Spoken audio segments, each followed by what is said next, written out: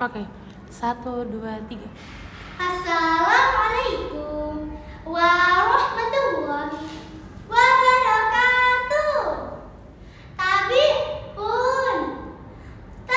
untuk Dewan Juri yang saya muliakan dan laksana semua dari Sabang sampai Merauke, pasir putih di pantai Merauke, tempat wisata kita bersama.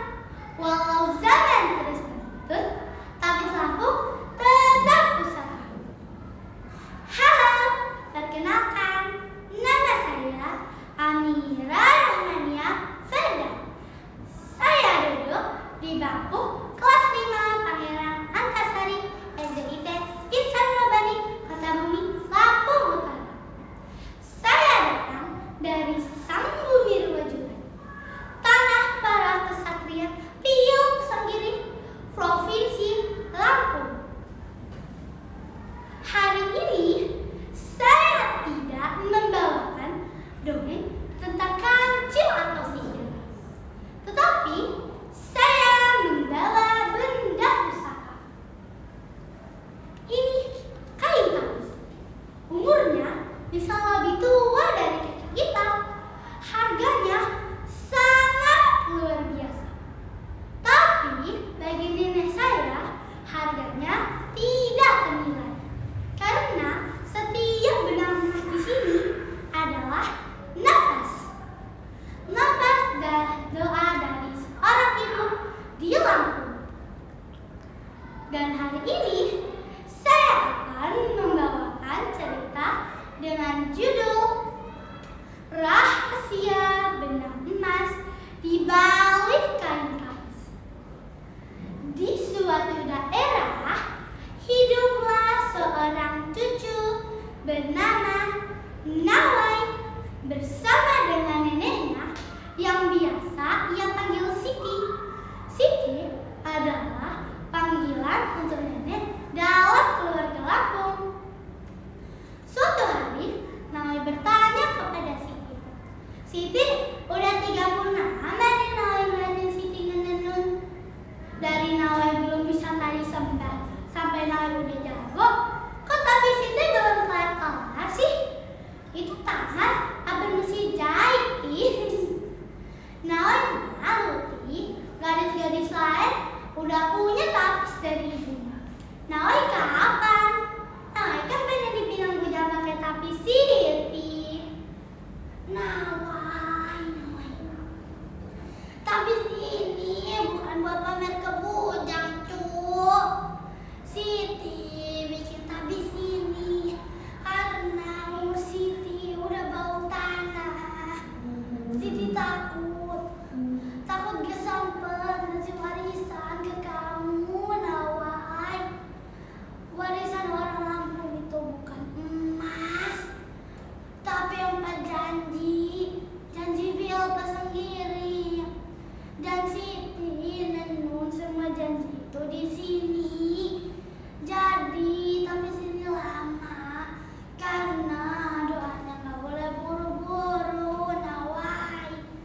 Nawai cuma tertawa. Siti ini lucu. Emang Siti gak ngantuk? Sampai di suatu malam, serang! Penjajah datang! Selamatkan semua gadis-gadis! Lari ke hutan! Siti, bangun! Kita harus lari, Ti. Tapi Siti gimana? Belum selesai, Ti. Baru setengah. Udah ya, Ti. Kita tinggal dulu. Nanti kita balik lagi. Enggak ada waktu, Nawai. Bawa tapis ini ya, yang ada adalah Sitinya. Dan ini selendang biasa. Kalau mereka minta, kasih yang ini. Selamatkan tapis yang asli, Nawai. Selamatkan doa Siti. Sekarang, Nawai, jangan nolak. Ingat pesan Siti. Berani, nang ini mah, nang anakku, sakai sambayan. Itu piala sendiri kamu. Itu senjata kamu. Siti. 10 hari Nawai di hutan Waikambas. Lapar, sendiri, cuma ditemani tapi setengah jadi yang ia peluk tiap malam. Sampai di hari ke-11, Nawai bertemu dua bahaya. Datanglah seorang pedagang licik dengan suara menghasut. "Hai gadis manis, lagi ngapain kamu? Sepertinya capek banget. Itu apa tuh di ketiak kamu? Sepertinya cuma kain butut. Udah, tukarkan saja kain bututmu itu dengan makanan. Itu cuma kain butut, gak laku. Tukaran ini, nanti kamu kenyang dapat makanan."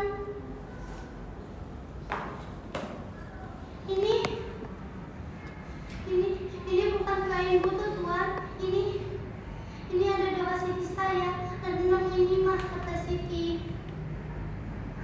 Maaf, Tuan. Saya gak bisa. Saya jujur. Lebih baik saya lapar daripada saya bohong sama warisan. Pedagang itu pun pergi. Ia tidak berhasil menghasut Nawai, dan Nawai berhasil mempertahankan warisan dari Siti. Hari ke-15, Nawai bertemu seorang anak kecil nangis menjerit-jerit. Nawai sendiri hampir mati, tapi dia ingat ajaran keempat leluhurnya, Sakai Sambian, gotong royong. "Dedek, jangan nangis ya. Kakak juga lapar. Tapi kita ke hutan bareng-bareng ya. Lihat, kakak punya tapis hangat. Kamu pakai ini dulu ya, biar gak kedinginan. Tenang, kakak gak bakal ninggalin kamu kok." 3 tahun perang selesai. Nawai pulang. Nunggu sesat sudah rata tanah. Siti sudah tenang di surga Allah. Tapi Nawai tepati janji. 10 tahun ia belajar menenun. Tangannya kapalan, matanya rabun, sampai akhirnya benang terakhir terpasang. Ini dia tapis Siti, tapis Nawai. Doa itu sudah sempurna. Juri yang saya muliakan, mengapa tapis wajib di pernikahan orang Lampung? Karena tapis itu akta yang menunjukkan bahwa pengantin ini sudah lulus berani kayak Nawai menahan lapar, lulus jujur kayak Nawai menolak pedagang, lulus gotong royong seperti Nawai menolak anak kecil. Itulah Pio bersendiri. Dengan nyampur pandai